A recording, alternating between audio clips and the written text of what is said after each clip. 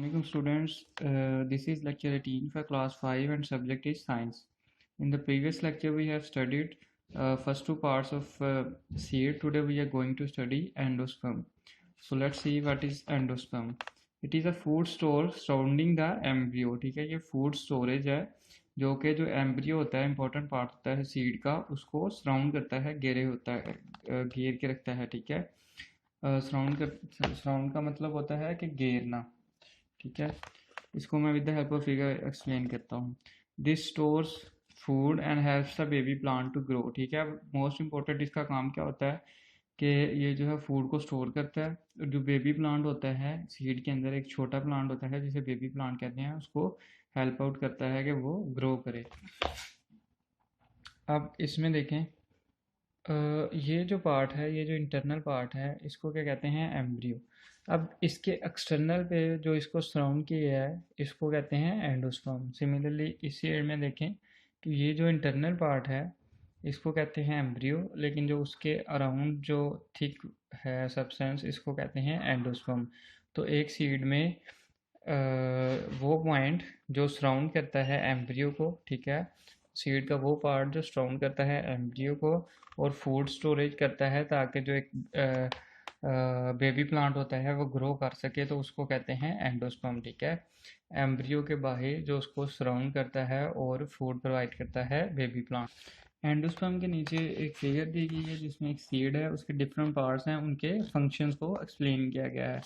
सबसे पहले देखते हैं सीड कोट। सीड कोट होता है कि जो एक्सटर्नल पार्ट होता है सीड का, ठीक है, जो कोटिंग होती है सीड की, उसको सीड कोट कहते हैं। इसका फंक्शन क्या होता है? Seed coat protects everything inside the seed so that it has a good chance of germinating. Seed coat का फंक्शन होता है, क्योंकि ये थोड़ा हार्ड होता है और इंटरनल जो इसके मैटर होता है एंडोस्पर्म एम्ब्रियो, इसको प्रोटेक्ट करता है। प्रोटेक्ट क्या किस लिए करता है? ताकि ये जर्मिनेट कर सके। जर्मिनेट ये होता है कि सीड से एक नया प्लांट जो है वो इजीली बना सके। The seed coat is also called a testa. ठीक है, इसका जो सेकंड नेम है उसको टेस्टा भी कहते हैं। ये आपका एमसीक्यूज भी आ सकता है कि seed coat is also known as testa. Some seeds have thin seed coats while others have a hard ones. Fruit plants often have very hard seed coats. अब कुछ होते हैं उनकी ये जो कोर होती है ये बड़ी सॉफ्ट होती है, जबकि जो कुछ सीड्स होते हैं just like seed of mango, उनकी जो एक्सटर्नल आपने देखा होगा कि जो एक्सटर्नल कोट होती है वो हार्ड होती है।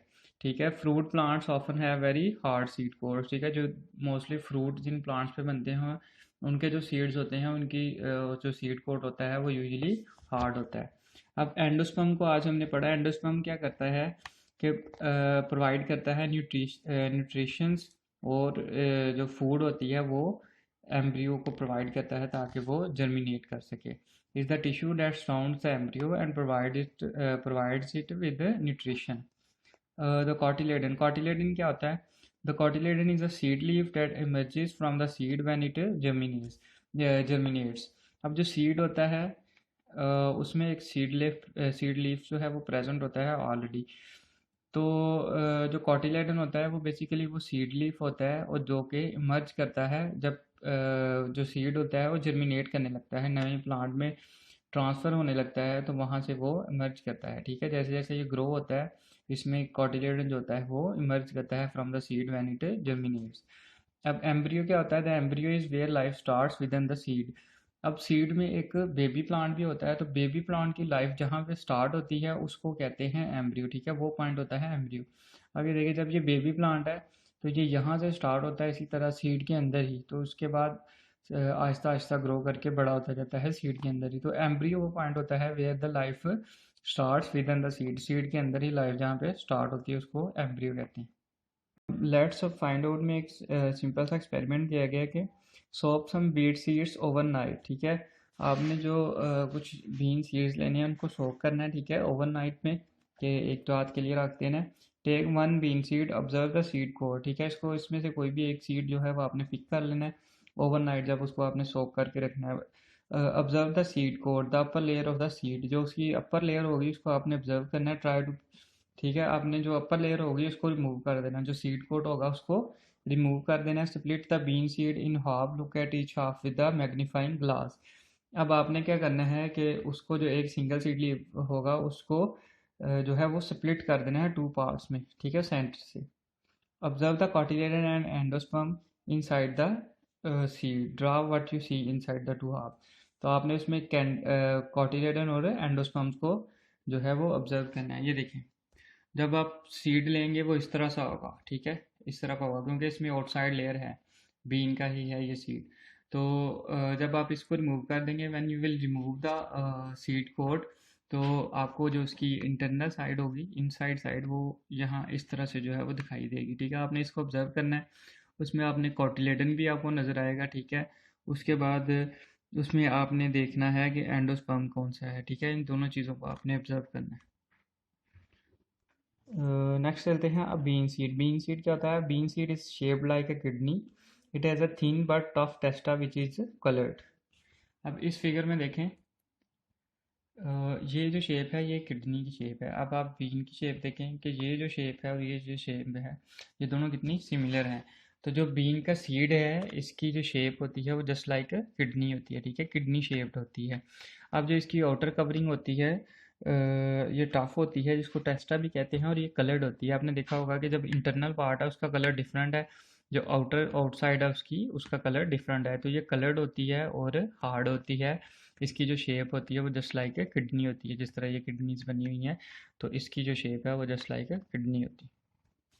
अब bean seed is called a dicotyledonous, ठीक है। डाइकोटिलेडनस होता है क्योंकि इसमें टू कोटिलेडन्स होते हैं, because it has a two cotyledons which store food for the embryo until it grows large enough to make its own food, ठीक है। जो बीन सीड होता है इसको डाइकोटिलेडनस कहते हैं। वो क्यों कहते हैं कि इसमें टू कोटिलेडन्स होते हैं, और उनका काम क्या होता है कोटिलेडन्स का? वो स्टोर करते हैं फूड को, ठीक है, store food for the embryo until it grows large, ठीक है। जो एम्ब्रियो होता है जब वो लार्ज हो जाता है तो वो अपनी फूड खुद प्रिपेयर कर लेता है।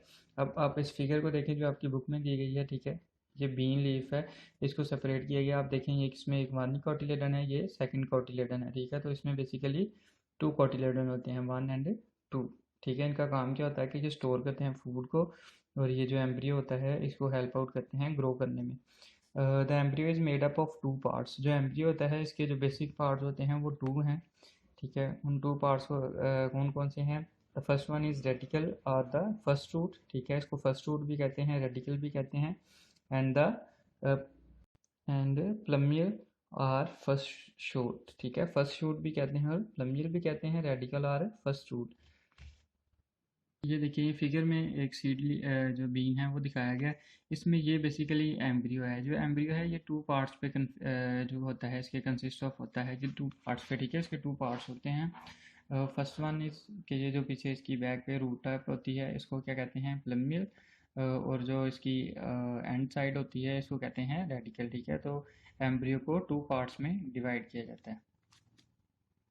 नेक्स्ट इज अ मेज सीड, ठीक है। मेज सीड क्या होता है? मेज seed is the somewhat oval or flat in shape, ठीक है। The outermost covering which encloses the entire grain is made up of a fused fruit wall and testa, ठीक है। ये एक जो मेज है जैसे छिल्ली टाइप होती है, इसका जो होता है सीड वो होता है ओवल होता है एंड फ्लैट इन शेप, ठीक है। अब जो इसकी आउटर मोस्ट कवरिंग होती है, वो एंटायर ग्रेन जो होता है उसका वो फ्यूज फ्रूट वाल और टेस्टा से जो है वो मिलके बनता है, ठीक है।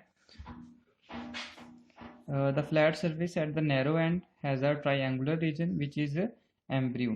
अब इसमें देखें फिगर में कि ये एम्ब्रियो है, ठीक है। इसकी ये जो ट्रायंगुलर शेप है यूं, ठीक है, इसको क्या कहते हैं? Triangular shape which is called embryo, ठीक है। जो the flat surface at the narrow and, ये इसका नैरो एंड है, और इसकी जो ट्रायंगुलर शेप है इसको कहते हैं embryo. The broad yellowish region is called the endosperm. अब जो रेस्ट ऑफ द पार्ट होता है जो इसको कवर कर रहा होता है एम्ब्रियो को, उसको क्या कहते हैं? एंडोस्पर्म। सीड के पार्ट्स में भी हमने पढ़ा कि एंडोस्पर्म जो होता है वो सराउंड करता है एम्ब्रियो को। The broad yellowish region is called endosperm. तो ये जो रीजन है इसको क्या कहेंगे? Endosperm. The endosperm contains protein, granule, starch और सम ऑयल। अब ये सारी जो चीज़ें हैं ये फूड होती है बेसिकली किसकी? एम्ब्रियो की। तो एंडोस्पर्म जो है वो फूड को स्टोर करता है, हमने प्रीवियस पढ़ा। प्रीवियस जो इसका टॉपिक था एंडोस्पर्म का, तो इसमें जो होता है मेल सीड, इसमें क्या चीज़ होती है? द एंडोस्पर्म कंटेन्स, एक तो प्रोटीन ग्रेन्यूल्स होती हैं उसमें, स्टार्च होता है एंड ऑयल होता है। The embryo located beneath the endosperm.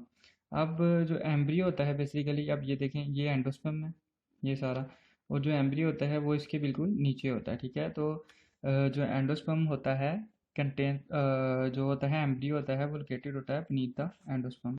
The embryo located beneath the endosperm is enclosed in a shield shaped single cotyledon, ठीक है। सिंगल कार्टिलेडन है तो इसको क्या कहेंगे, मोनोकार्टिलेडनस, ठीक है। Which is why the maize grain is called monocotyledonous. Monocotyledonous क्यों कहते हैं, क्योंकि इसमें सिंगल कार्टिलेडन होता है। तो आज का जो हमारा लेसन है वो यहाँ तक ही है at page number 41। Best of luck.